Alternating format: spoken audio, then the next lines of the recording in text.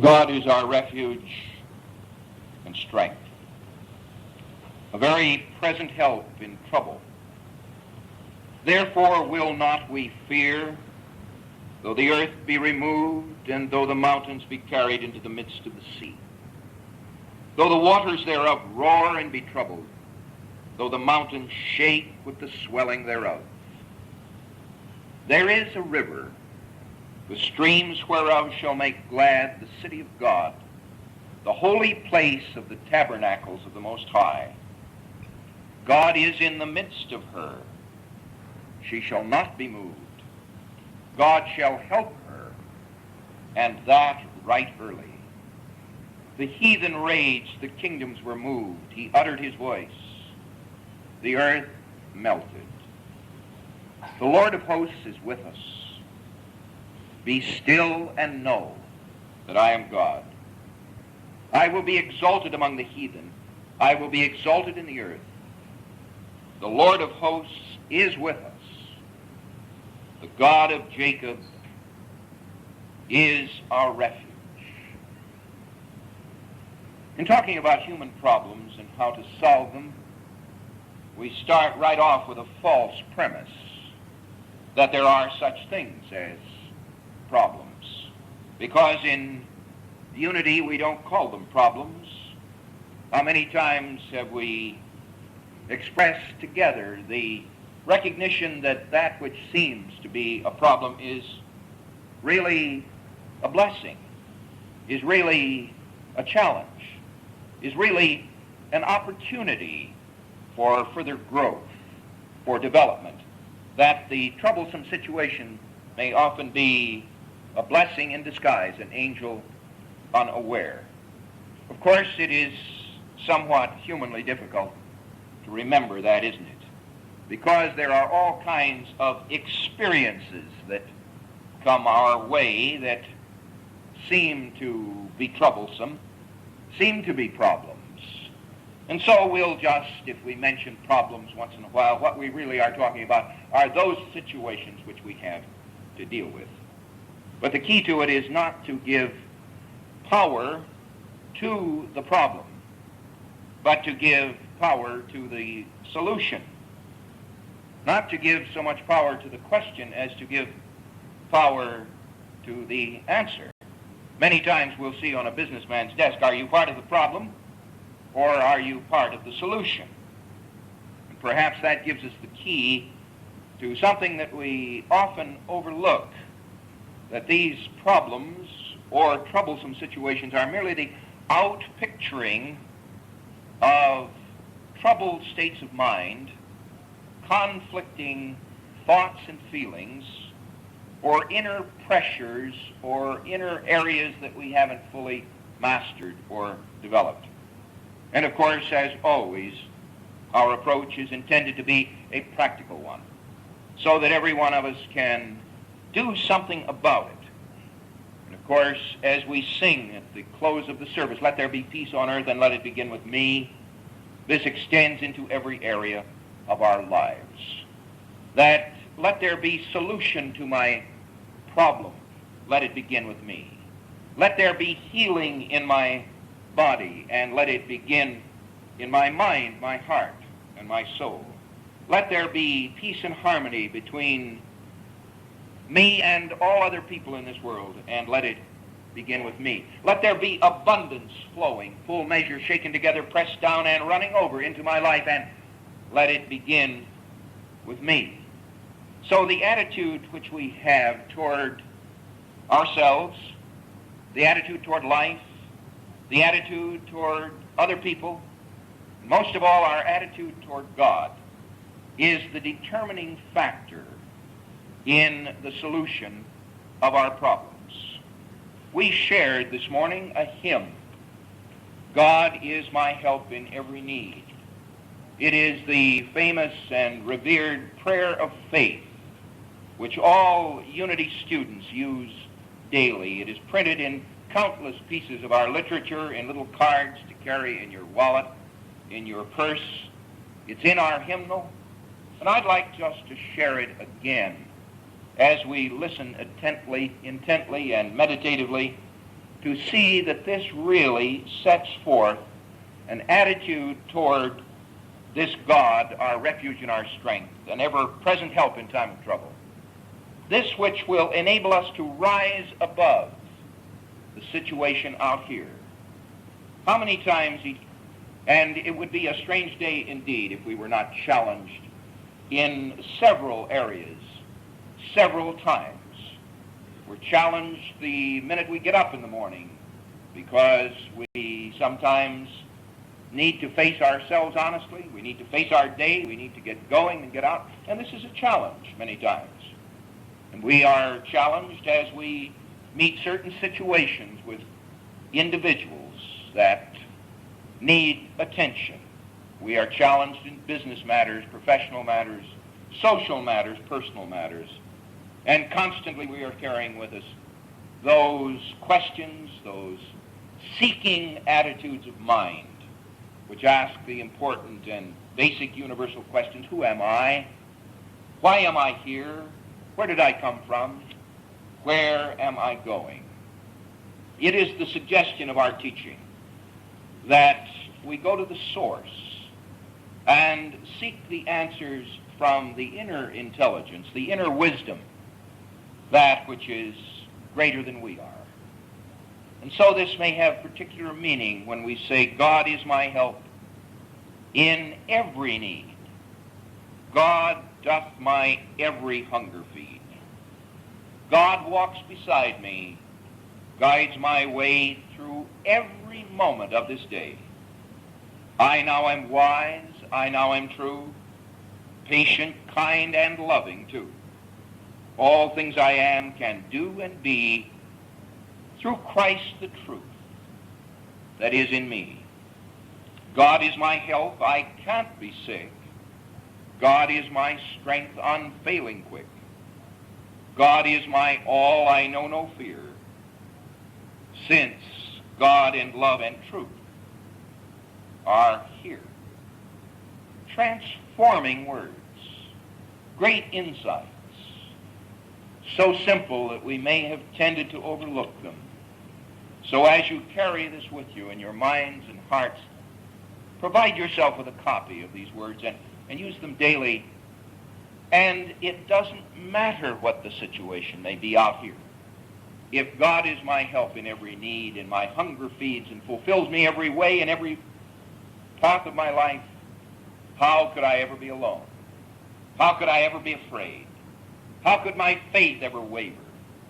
How could I let weakness or trial or tribulation touch me in any way? And this is not to be unrealistic. This is not to say that we do not recognize that from time to time we have one heck of a time with ourselves.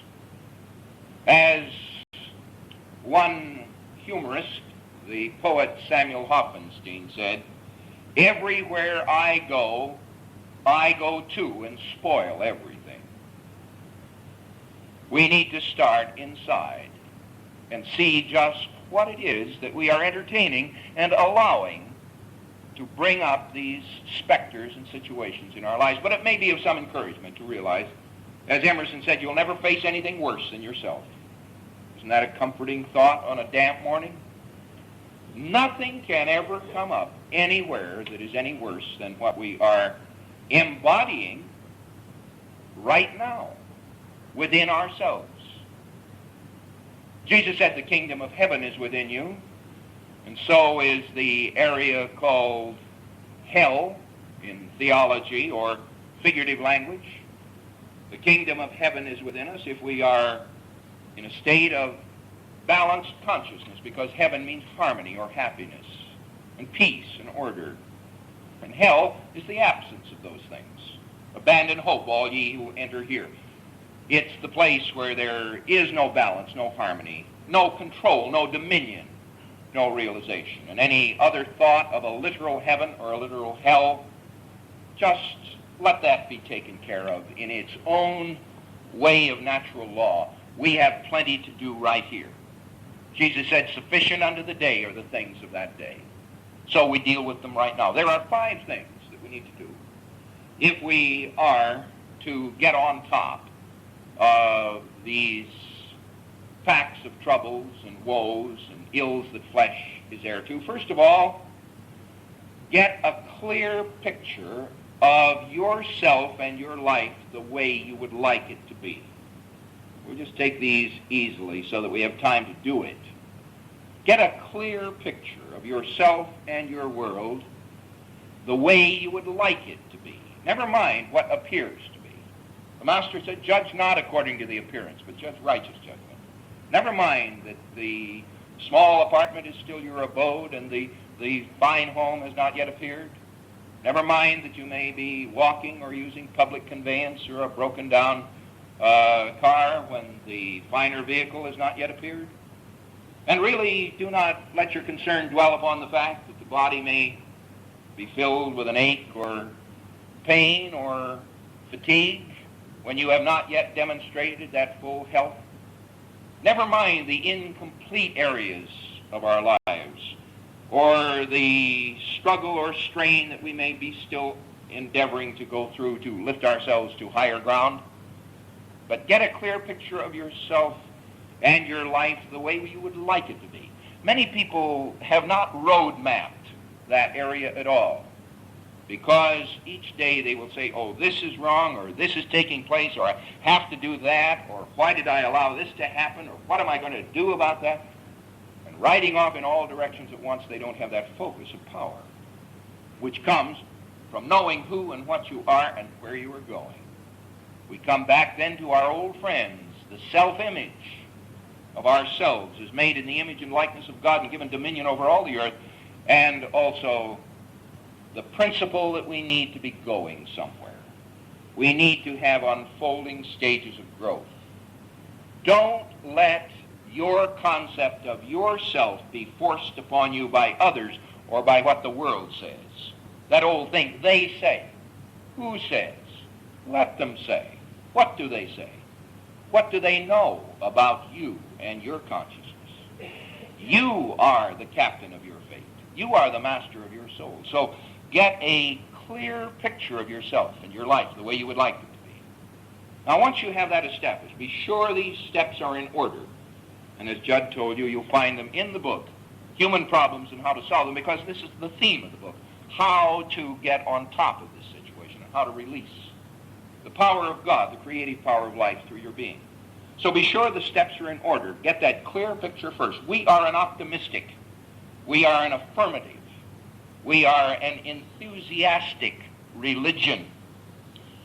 William James, the founder of psychology in the United States, called the truth teaching the religion of healthy mindedness. And that still stands up as just about the best definition we could give. When people ask you, what do you study in Unity? What's your approach? We are a spiritual teaching of healthy mindedness.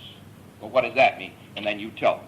So we approach things from an affirmative, positive point of view.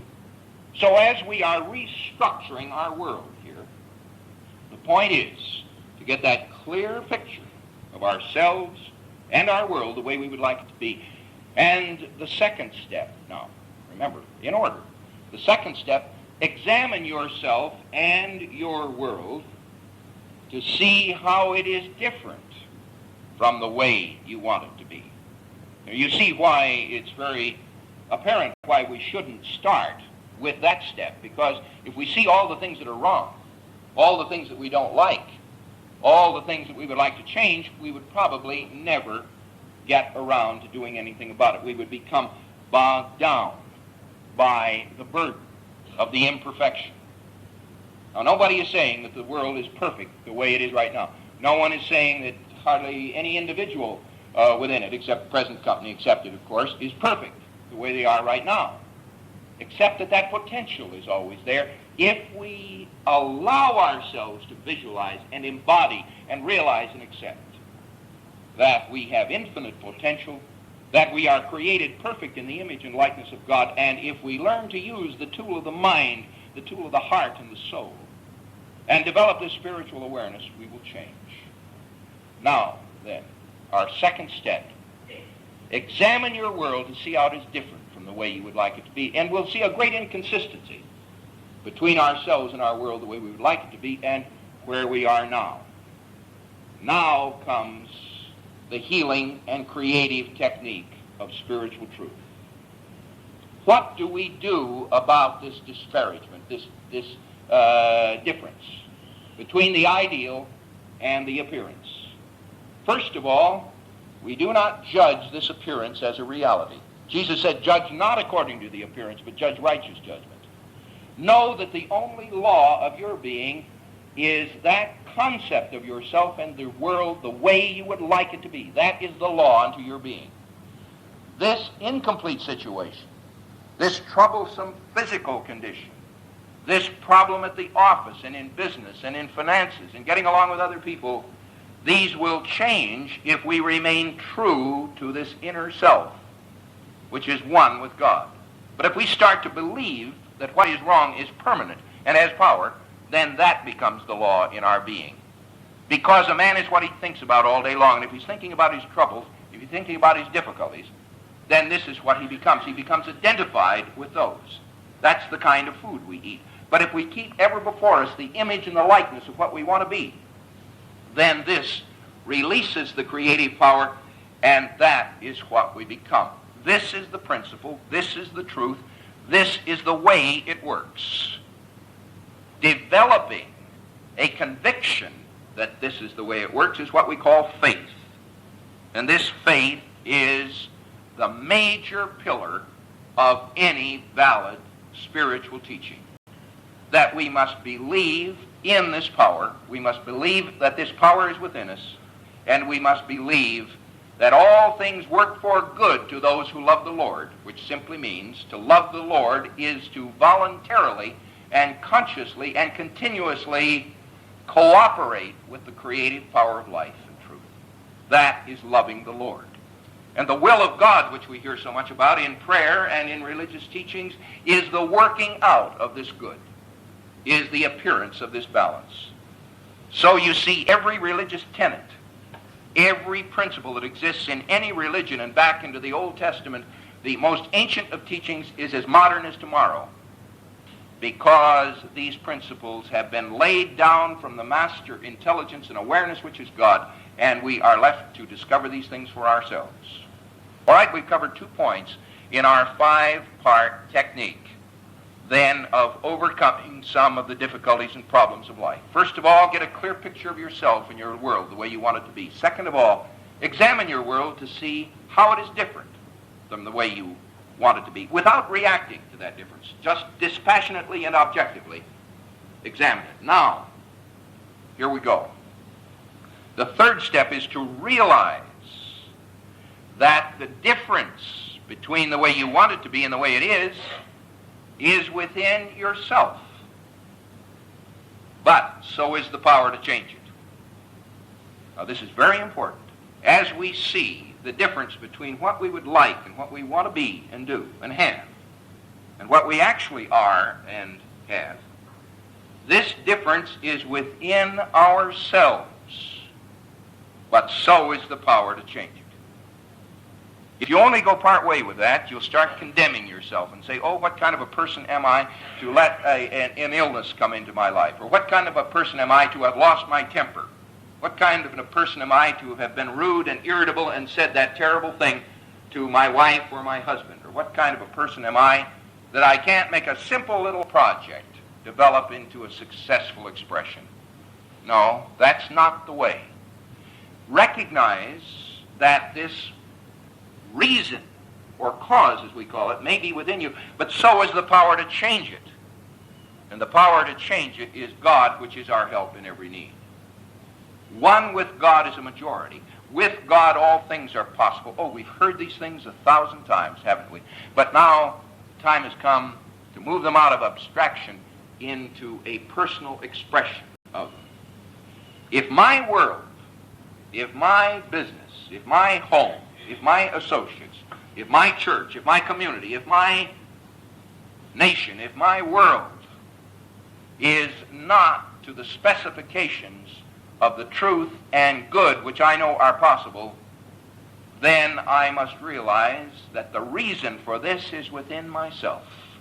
This may be a hard realization to reach, but I'll tell you, the longest way round is sometimes the shortest way home. And if we meet that principle first, rather than blaming the government or blaming the weather or blaming the inflation or blaming the stock market or blaming the other people or blaming whatever we can think of to blame.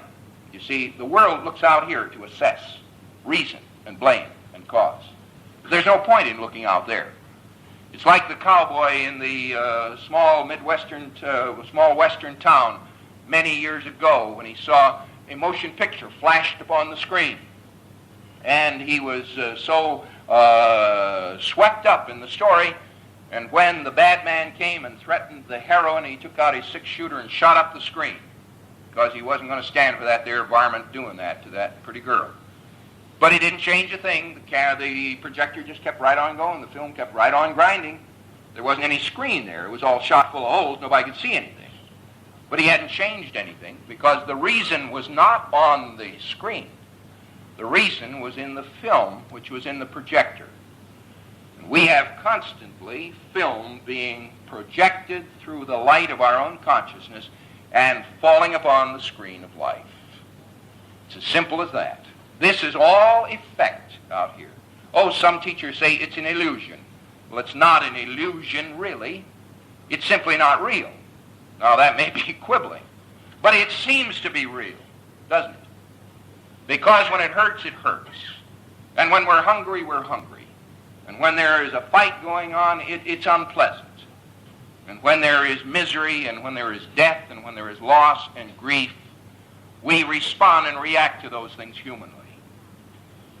Now let's learn to change from within by changing ourselves. The world changes when we change. It's as simple as that. Now, how do we change? What should we do? We're all agreed so far, are we not, on the validity of this approach, that there is something we can do about it. We don't have to roll over and play dead. We don't have to accept the things the way they are out here. And we don't have to keep toting a weary load all through the dreary picture of a life that is not unfolding. Well, that's up to us. If we want to accept it, we can. But we don't need to, because the power to change these things is within ourselves. Now, what do we do? Two things, and this completes the technique this morning, probably the simplest lesson we've ever had. Two things we do. First of all, stop doing those things which have made us in our world the way we don't like them. And the second thing we do is to start doing those things which will make ourselves and our world the way we do like them. There we have it all put together. All right, let's take those 2 points, which are the 4 and 5 points in our 5-point program. As we look here and see the world and see the things that need to be changed, realize that the power within can change them. Now, what do we stop doing? We stop resisting evil, and we turn our attention upon the power of good within us. We work out a sensible program, which includes a realistic approach to ourselves, because we're not getting along with ourselves, and we're not going to get along with anybody else. Then we start to put into practice a few simple principles: love, faith, consideration. We call it the Golden Bridge. We endeavor to practice the basic laws of mind and spirit. We start doing those things which are constructive and creative. Now, we need a little self-examination sometimes. Am I allowing myself to let my destructive emotions run away with me? Do I watch what I think, feel, say, do?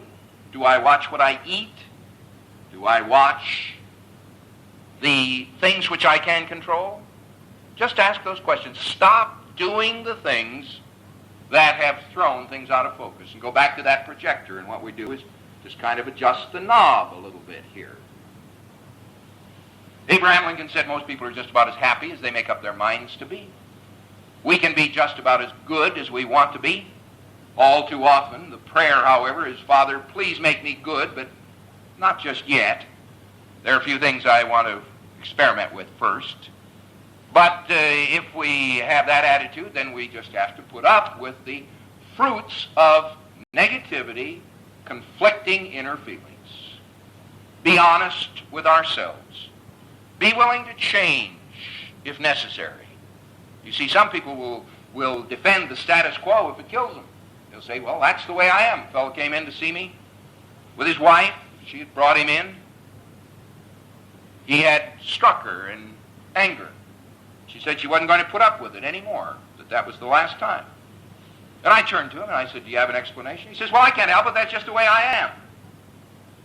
Well, it isn't the way he is. It's the way he acted, or the way he allowed himself to be, or maybe even the way he thought he was. But the power within changes it. And then our final step is to start doing those things which will make us in our world the way we would like them to be. Finally, brethren, whatsoever things are true, whatsoever things are honest, whatsoever things are just, whatsoever things are pure, whatsoever things are lovely, whatsoever things are of good report, if there be any virtue and if there be any praise, think on these things. And life, the great adventure, the great challenge, the great opportunity, the great privilege, the great blessing, the great joy, unfolds into patterns that are beautiful and good, because we're all here together. We're all in the same boat. We're all on the same journey, that journey toward conquest of the self. And the outer world is the outpicturing of our progress in that area. The world is a scorecard. It's filled with road markers. It tells how far we've gone. Look within. Look within. Examine yourself and your world. Get a clear picture of yourself the way you would like to be. Then realize that the difference between what you would like to be and what you are is within yourself. But so is the power to change it. Make a decision for Christ, if you will. Billy Graham's phrase or others' phrase. Make a decision for Christ, the Christ of your own being. Lift him up. He will, within you, walk with you and strengthen you and guide you and show you how to stop doing the things that we would all like to be rid of, and he will show us how to do those things which are in his name. That means after his nature. Because, as Paul said, I can do all things through Christ, which strengtheneth me.